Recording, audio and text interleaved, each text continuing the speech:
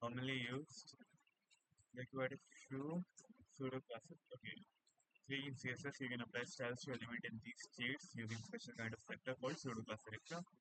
Because pseudo class is defined for all the elements that are in a certain state, and you can use the colon character to define a pseudo class. There are quite a few pseudo classes in CSS3. In this section, I will introduce you to the most commonly used and the best supported. The full list of CSS3 selectors with description and example can be found in appendix 0. Linked pseudo classes. The most basic pseudo classes selector target links a element, anchor element, based on whether they have been created. Okay. Linked pseudo classes are a type of dynamic pseudo classes because they are applied as a result of the user interacting with the page rather than something in the markup.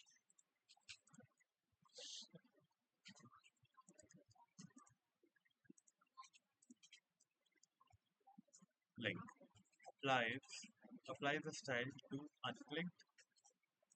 Okay, this applies the style to visitor. By default, browsers typically display linked text as blue and links that have been clicked as purple. But you can change with a blue style. When you alter the appearance of links and visitor links, be sure that they still look like links. In this example, I've changed the color of links to maroon and visited links to gray. It is common for visited links to be more muted color than unclicked links.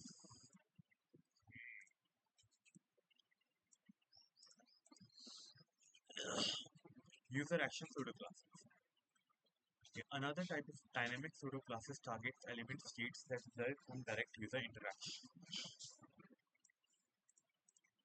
Focus applies when the element is selected and ready for input. Hover applies when the mouse pointer is over the element. Active applies when the element, such as a link or button, is in the process of being clicked or tapped. Focus state. If you've ever used a web form, then you should be familiar with how a browser visually emphasizes a form element when selected. When an element is highlighted and ready for input, it is said to have focus. The focus selector lets you apply custom styles to elements when they are in focused state. In this example, when a user selects a text input, it gets a yellow background color to make it stand out from other form inputs. Okay.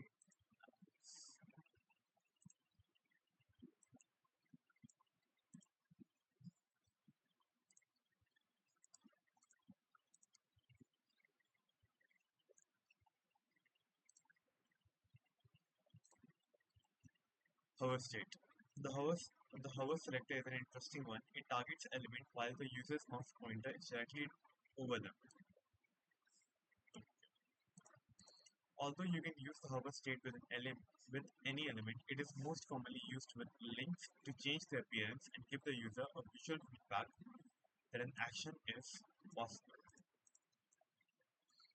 This tool gives links a light pink background color while the mouse hovers over them. This rule gives links a light pink background color while the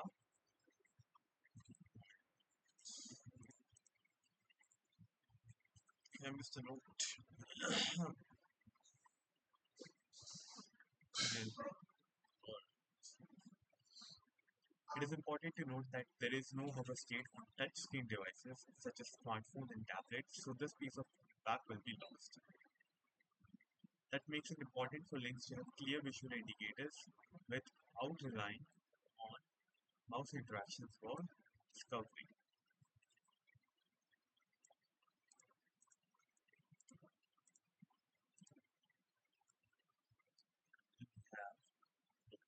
Although there is no way to hover a finger over an element, iOS Safari and some Android devices may display the hover state style after a single tap.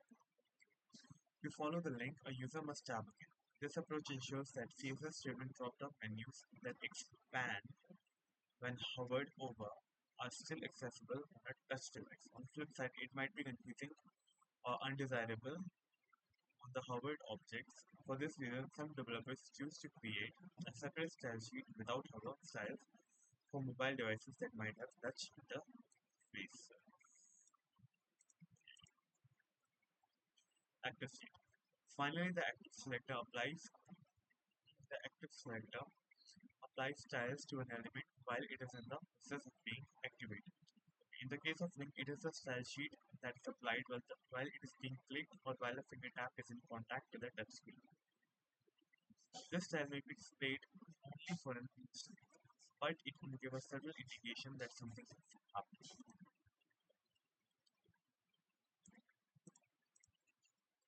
In this example, I brightened up the color of the active state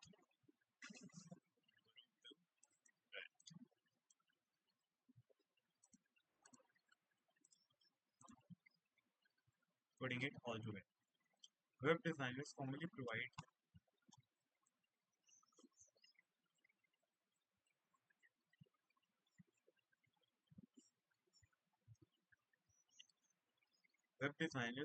provide styles for all these link states because it is an easy way to provide a nice bit of feedback at every stage of clicking into a external style sheet.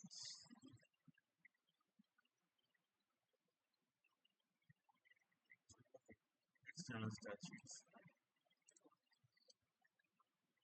In fact, users have come to expect this feedback that they can see at a glance which links have been followed.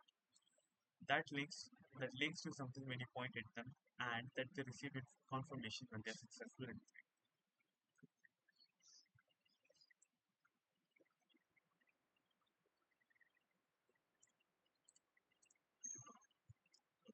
When you apply styles to anchor element with all five pseudo classes, the order in which they appear is important for them to function properly. For example, if you put link or visited last, they would override the other states, preventing them from appearing.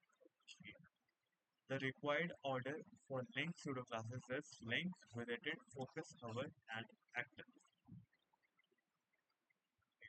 Love for health.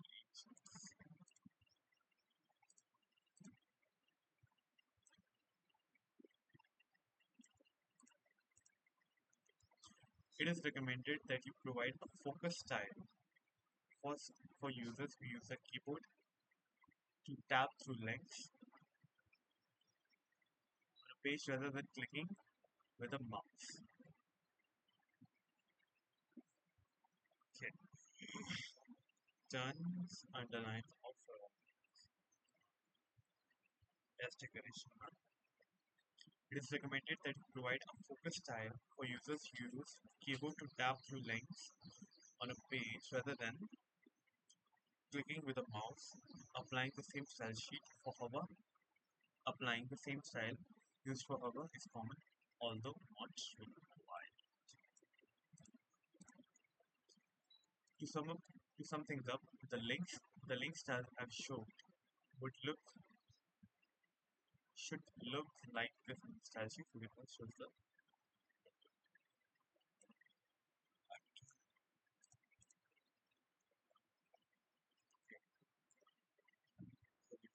link, then this is with focus and hover, active, and present.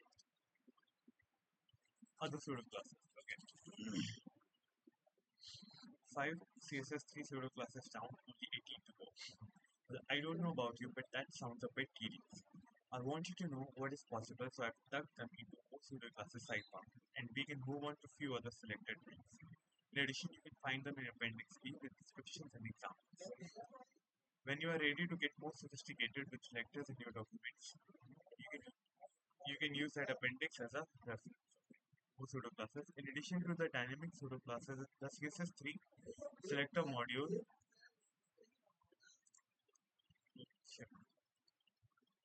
includes other types of selectors that are based on states that browser keeps tracks on the fly. It should be noted that none of these selectors types are supported in Internet Create here, blah blah blah. Structural pseudo classes.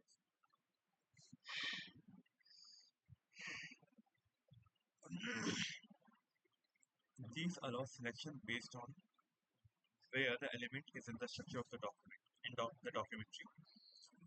You should find that their names adequately describe what they are. Okay.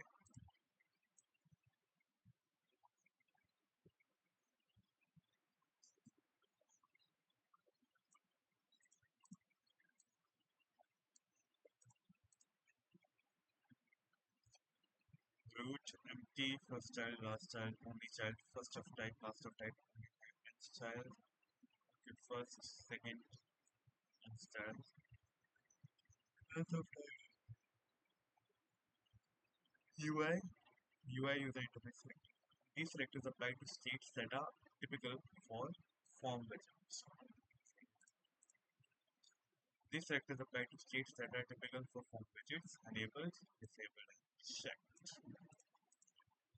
And more additional pseudo classes include target, select elements targeted by a fragment identifier in a URL. Selects based on two character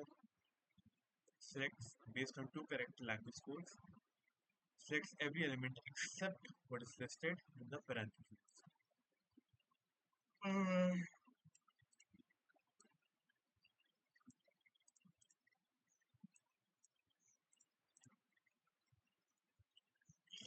Pseudo element selectors. Pseudo classes are the only kind of pseudo selectors.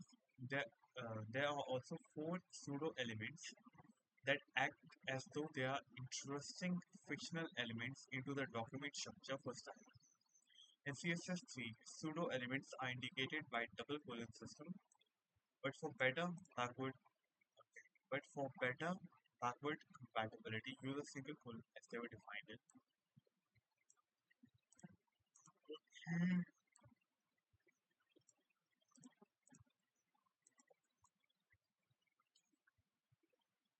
Actors that act as though they are inserting fictional elements in the document structure for style. First letter in line.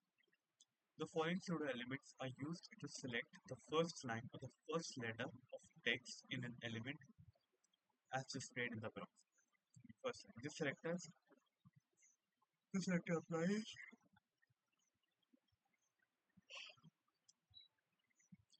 This selector applies to a style element to the first line of the specified element. The only properties you can apply, however, are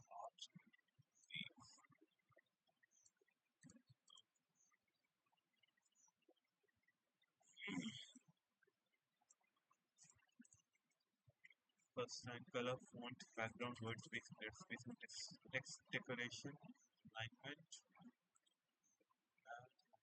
first letter. This applies the style rule. First letter. This applies a style rule to the first letter of the specified element. The properties you can apply are limited to color, font, text decoration, text transform, vertical align, adding background, mask line, border, spacing. Okay. Okay, note. There are few properties in the list that you haven't seen yet. We'll cover the box-related properties, margin and padding border. Here, the float properties introduced in chapter 2, floating in position.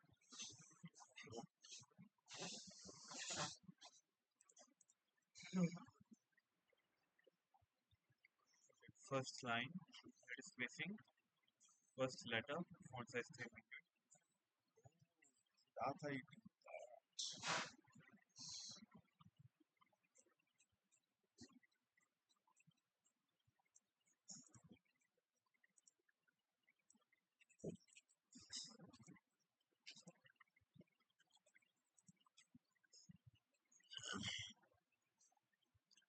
generated content with before and after.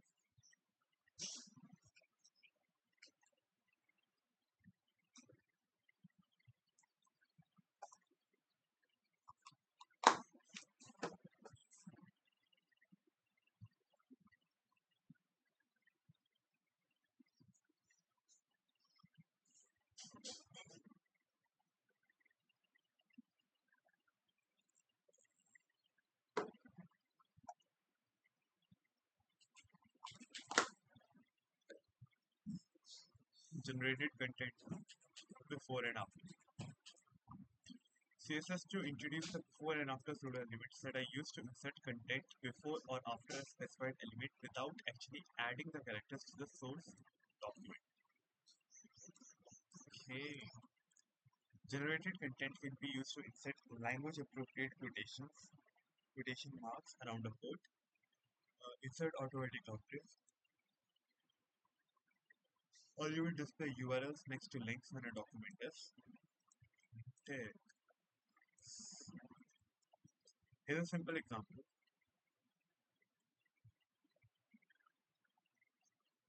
Here's a simple example that inserts once upon a time before a paragraph at the end of the paragraph.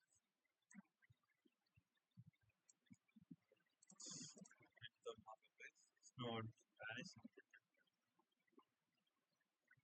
once upon a time.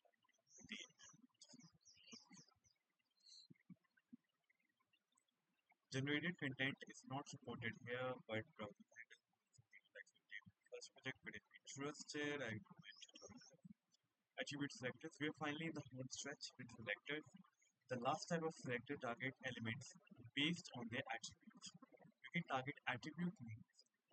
Okay. You can target attribute names or their values, which provides a lot of flexibility for selecting elements without the need to add a lot of class or ID markups.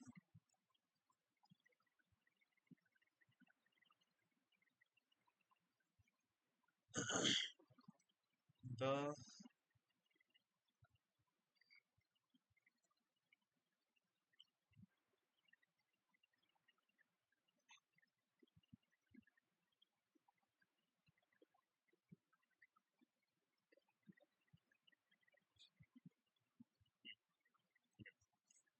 so the following attribute selectors were introduced in Series 2.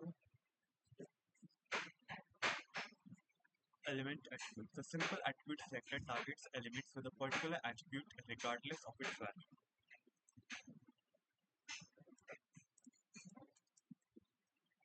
Regardless of its value.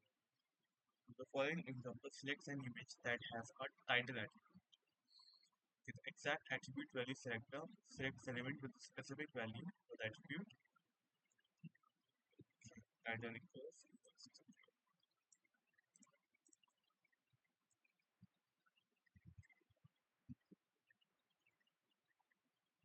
Then we have the partial attribute value selector, allows you to specify one part of an attribute value. The following example looks for the word trade in the title. So images with the title value first period and second period will be selected. Okay. We have the hyphen separated attribute value selector targets hyphen separated value. This selector matches any link that points to a document written in a variation of the English language, whether the attribute value is EN-US, English, Australian, and so on. Remember, the asterisk is universal selector.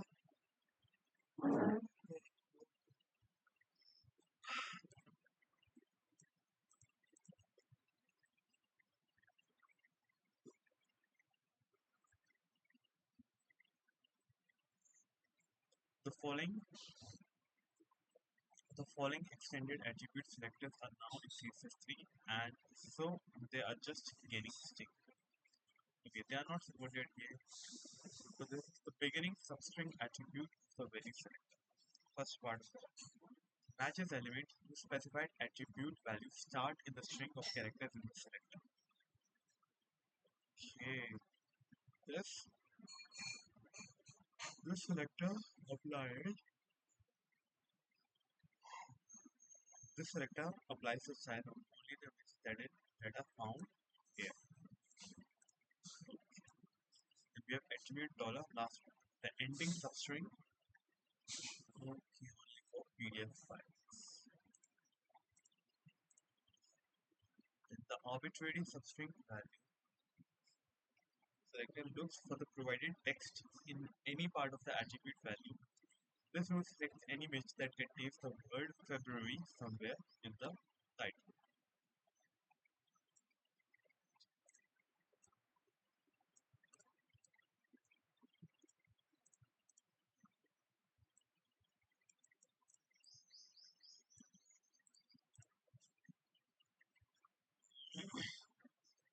Okay, we're done with the selectors, all of them. You've been a real trooper. I think it's definitely time to try out foreground and background colors as well as a few of these new selected types.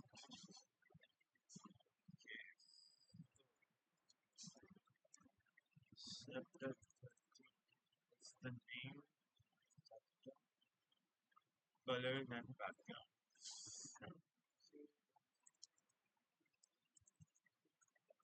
Uh,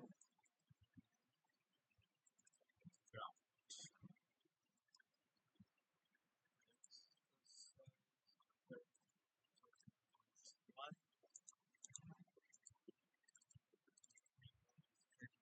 area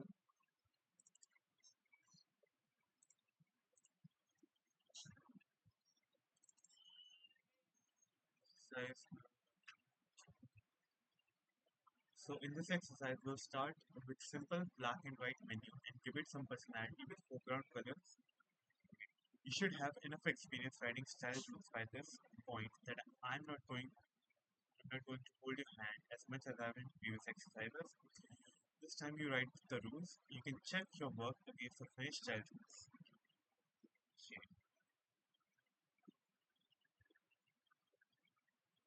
Foreground color is simple color and background color is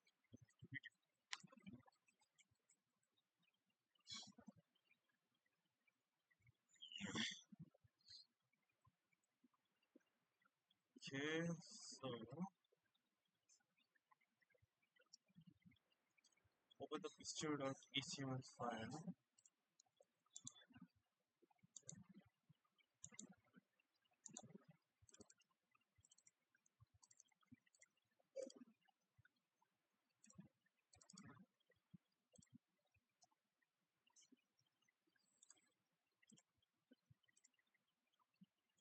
So I have this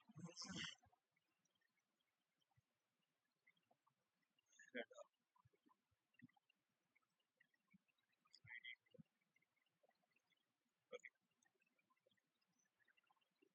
So you will find that there is already embedded style sheet that provides basic text formatting, including a preview of the margin and padding properties that we'll be getting into next chapter.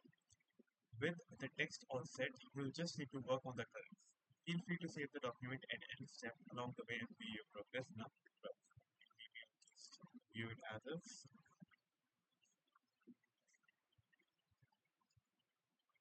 Shouldn't take this much.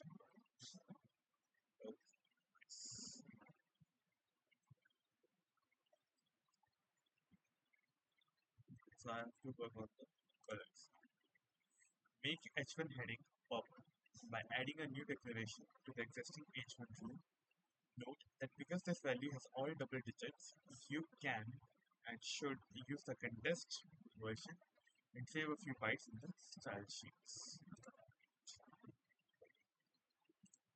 Each one add color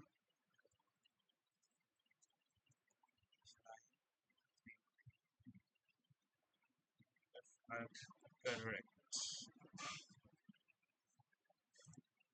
Okay, there we go. So make H2 headings light orange.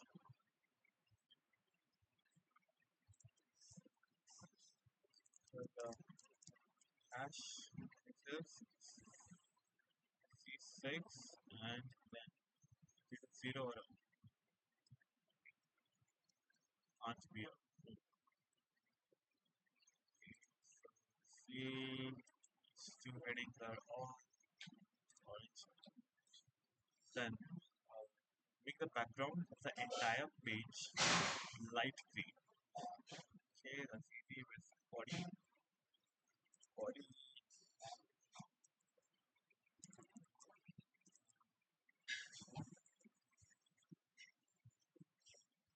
background color, orange, D2, DC,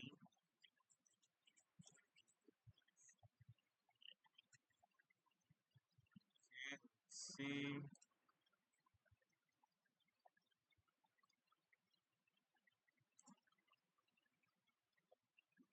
light green. Yeah. Then make the background of the header div white with 50% transparency. Okay, so header. So RGBA, I think, make the background of the div white. Background color RGBA,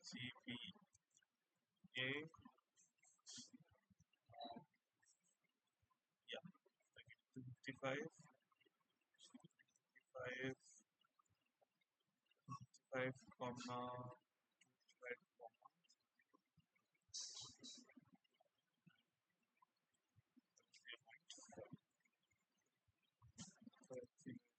header, black texture, div. Where does this div end?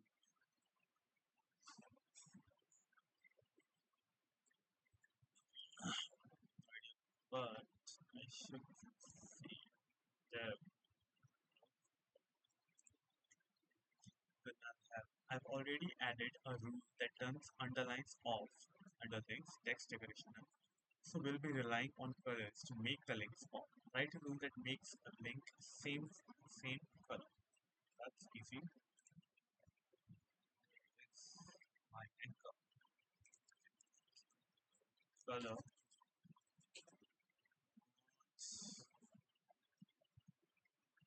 color and then link, right? So we'll be running on color to make links pop. Write a rule that makes links the same as h. So I link with it. That should be it. Like a then link.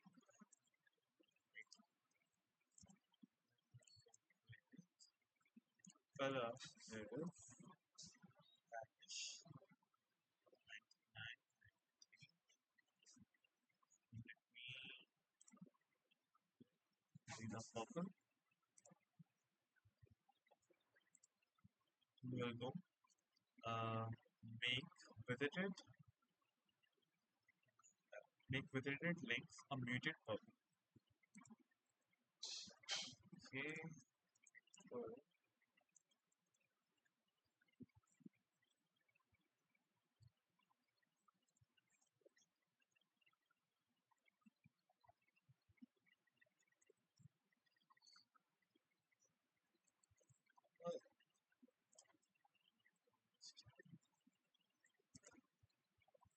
these are white spaces.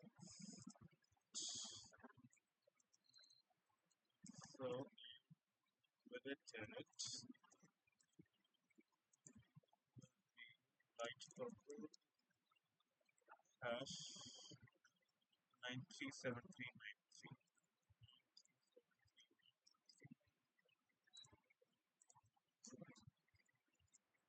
Let's check this.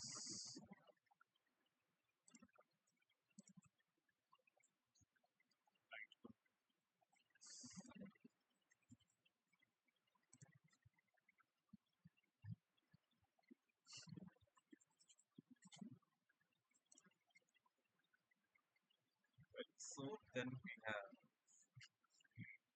when the mouse is placed over links, make the text brighter. Add a white background color. This will look like a link.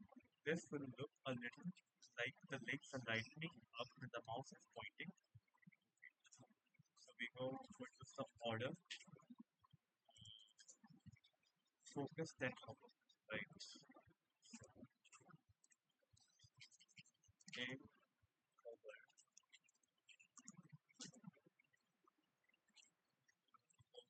color, and red C7 00 C7 2 and background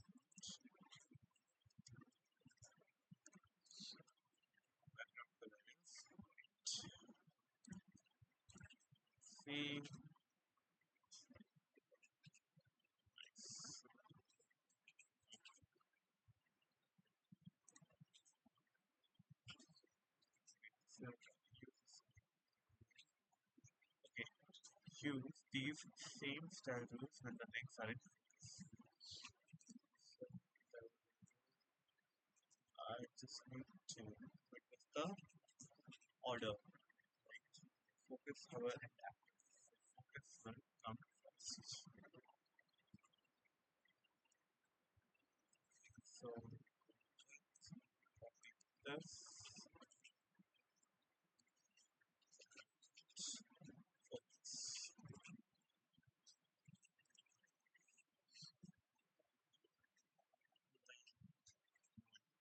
If the mouse is being clicked or tapped on a touch device, active. Add a white background color and make the text turn a vibrant purple. But make sure that all of your linked pseudo classes are in correct order. Active last, so active, and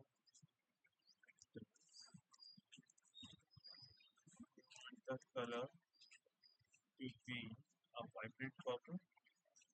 Add a white background color. Background color is white, and the color is vibrant purple.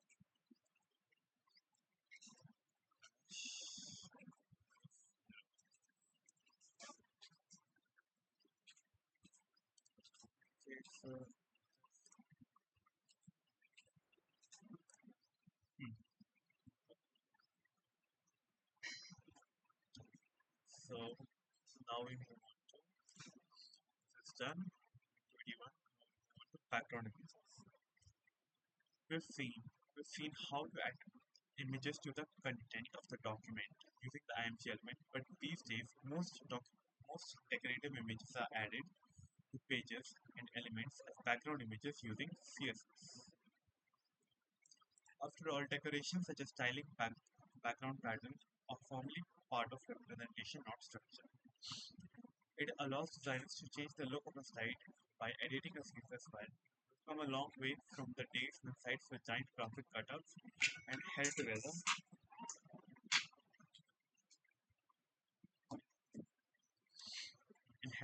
with tables. In this section, the properties of these are the different properties. In this section, we'll look at the collection of properties used to place and push around background images, starting with the basic background image property. Adding a background image. The background image property adds the background image property adds a background image to any element. Its primary job is to provide the location of the image file.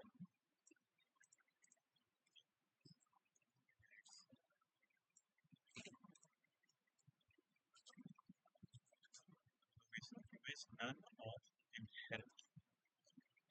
The value of background image is sort of a URL holder that contains the location of the image. The proper term for that URL holder is a functional notation. It is the same syntax used URL used. I think I should use small arching. So still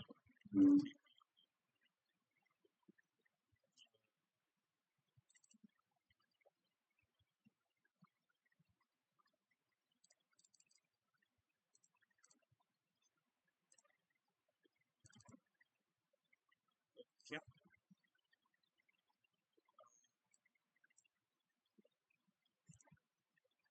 background color. No, but it. So capital is right. Yeah.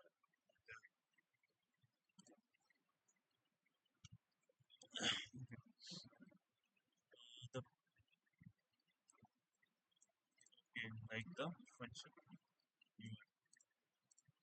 The value of background image is sort of a URL that puts the location. The URL is relative to wherever the CSS rule is at the time. If the rule is in is an embedded style sheet, a style element in HTML document, then the path name in the URL should be relative to the location of the HTML file. If the CSS rule is an external style sheet document, then the path name with the image should be relative to the location of the CSS file. Okay. See. These examples show background images right behind a whole page body and a single block code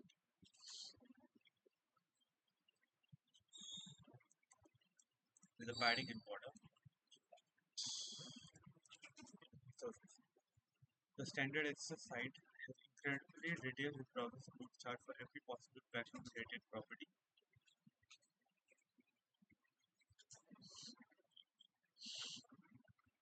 Block code, don't give and start.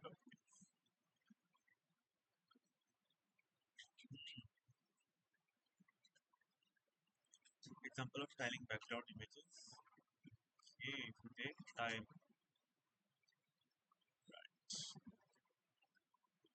here you can see the default behavior of background images. The image starts in the top left hand corner and tiles horizontally and vertically until the entire element is filled. Although you learn how to change that in a moment. Like background colors, by default, tiling background image fill the area behind the content area. The extra padding space around the content and extend to the outer edge of the border. Okay. If you provide both a background color and a background image to an element, the image will be placed on top of the color. In fact, it is recommended that you do provide a backup color that is similar in hue in the event the image fails to download. Okay. Tiling background images. When working with background images, keep these guidelines and tips in mind. Use a simple image that won't interfere with the legibility of the text over it. Always provide a background color that matches the primary color of the background images. If the background image fails to display, at least the overall design of the page will be similar. This is particularly important if the text color would be legible against browser's default white background. And then, as usual for the web, keep the file size of background images as small as possible. We have add a tiling background. Now we are going to add tiling background image.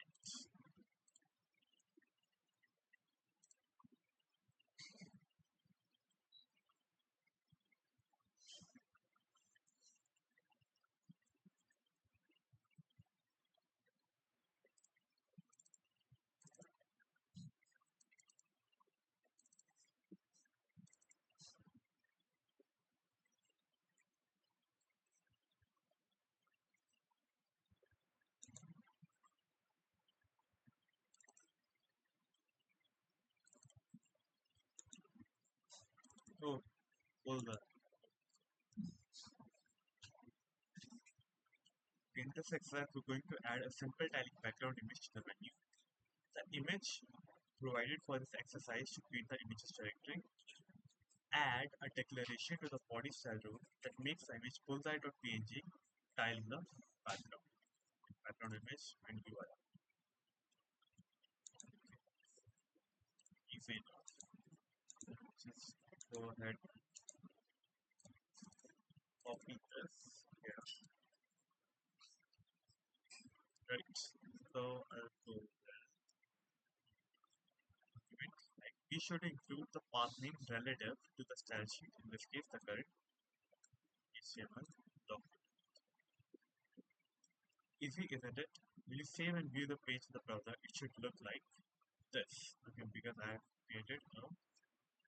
I want to point out the bullseye.png is slightly transparent PNG graphic, so it will blend into any background color. You learn how to make transparent PNG in Chapter 21.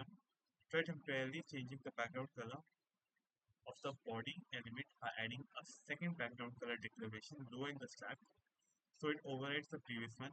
Play around with different colors and notice how the circles blend. When you are done experimenting, delete the second declaration so the background is clean again and you are ready to go. So let me put this up body to okay, so background color and okay, so it will be drawn by background image URL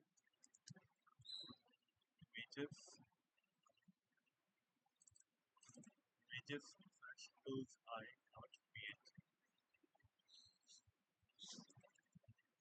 bullseye bullseye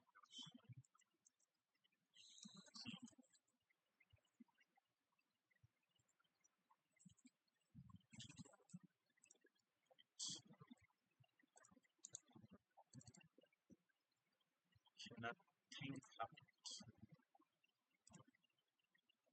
Oh, here and here. Anywhere else? Semicolon. Body and background image, right? So URL bullseye. Okay, you need to put it in quotes. URL images slash okay, got it. But would it have worked if I put it in quotes? Yeah, right. Just checking quotes, right? Works without the quotes too.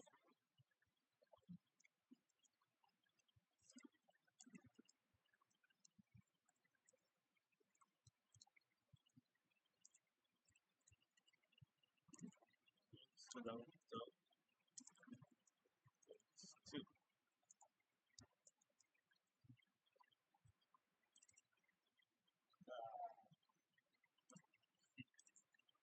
Okay, share it. Keep it here.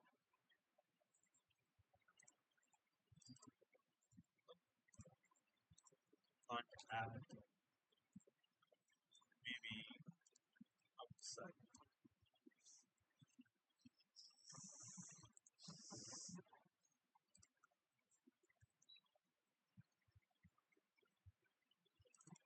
Yeah.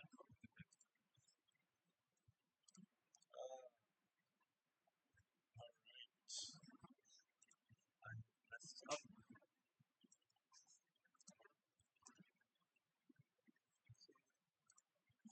Alright.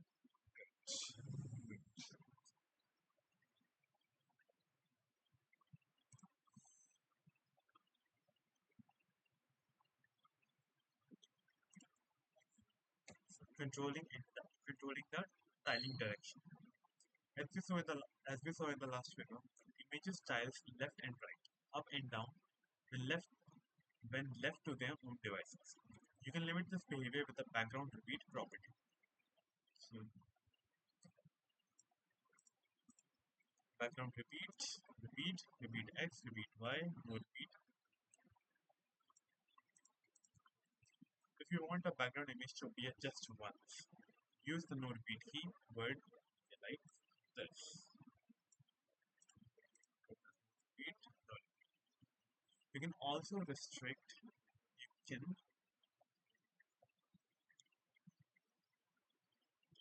you can also restrict the image to tiling only horizontally, X or vertically, repeat Y. Again, no repeat, repeat Y, this is repeat X. Controlling the tiling direction.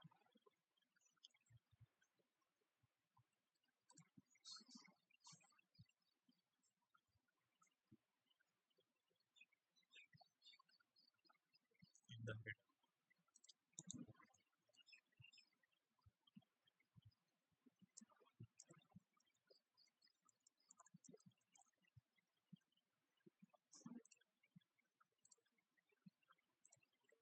Now let's try some. Okay, now let's try some slightly more sophisticated tiling on simple article page.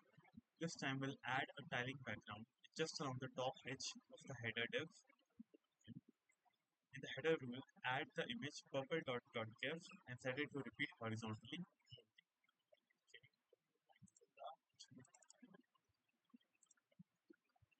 Header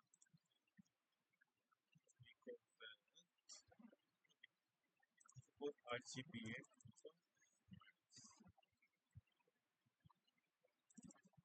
Yeah, must have forgot a semicolon or something. Background image and provide a URL images dash purple dot gif.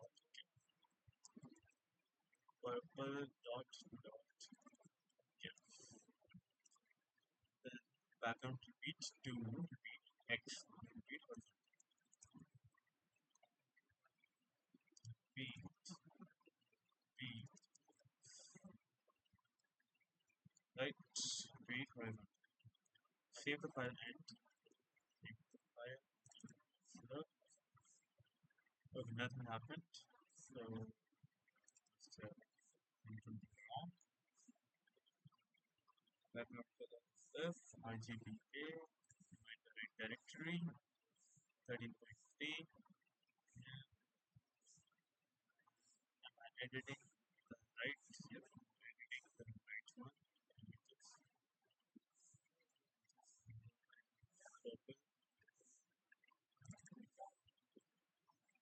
Purple.png. The png.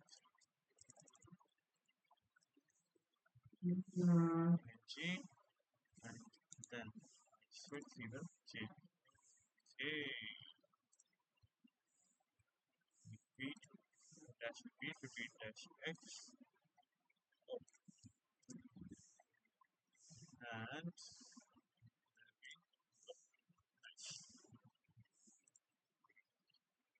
save the file and look at it in the browser. It should look something like this. I recommend resizing your browser window to a wider and narrower size and paying attention to the position of the background pattern and see how it always anchored to the left. Going to learn how to adjust position next. Try changing the style rule to make the dot repeat vertically only, make it not repeat at all. Okay, let's do that. Repeat y.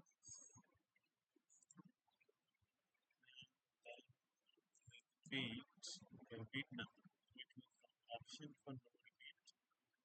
No repeat. Right? And then no dash.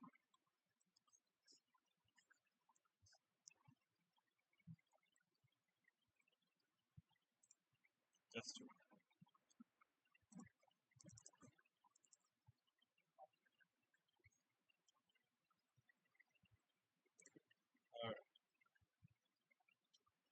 Background position. The background position property specifies the position of the original image in the background. You can think of the origin image as the first image that is placed in the background from which tiling images extend.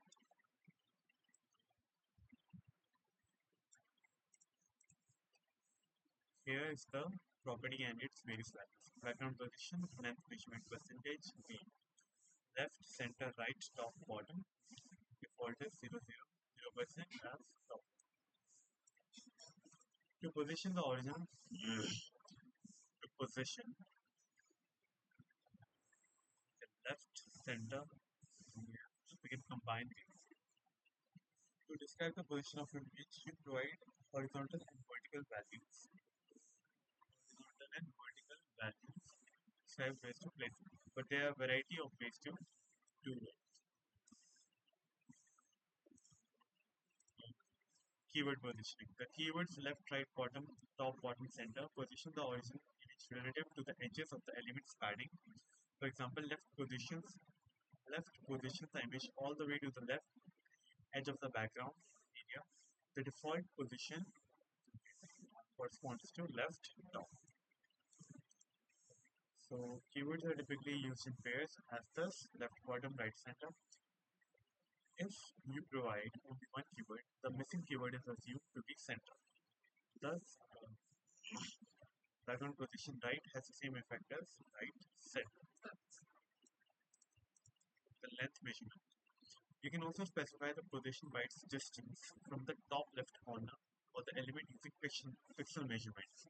In providing length values, the horizontal measurement always goes.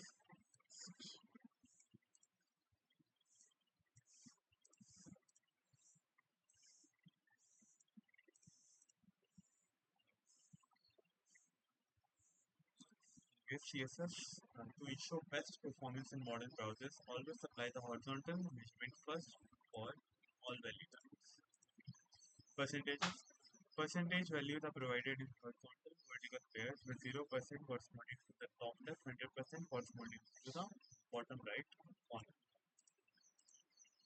It is important to note that the percentage values applies to both the canvas area and the image itself. For example, 100% value places the bottom right corner of the image in the bottom right corner of the canvas. Okay. As with the keywords, if you only provide percentage, one percentage, the other is assumed to be 50%. Background position 15 and 100%.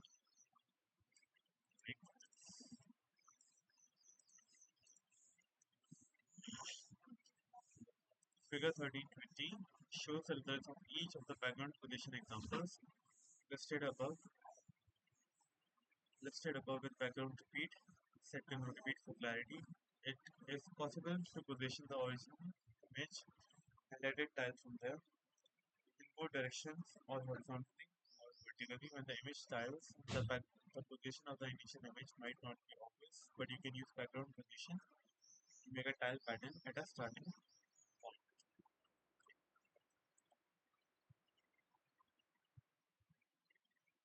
But you can use background position to make a tile pattern start at a point other than left edge of the well, so this is left bottom, this is right center, this is 200 pixels.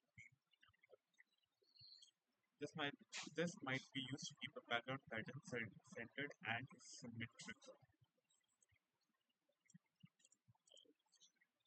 Figure 3020 that when an origin image is placed in the corner of an element, it is placed inside the border.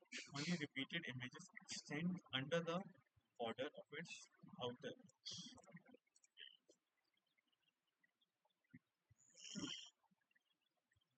Another exercise, positioning background images. So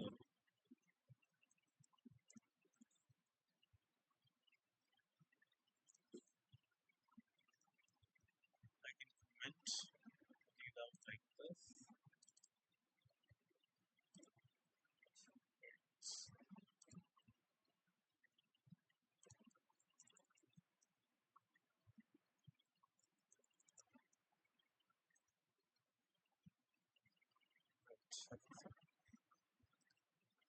Let's have some fun with the position of the background image in the background. I think this is the task for next time. Until then,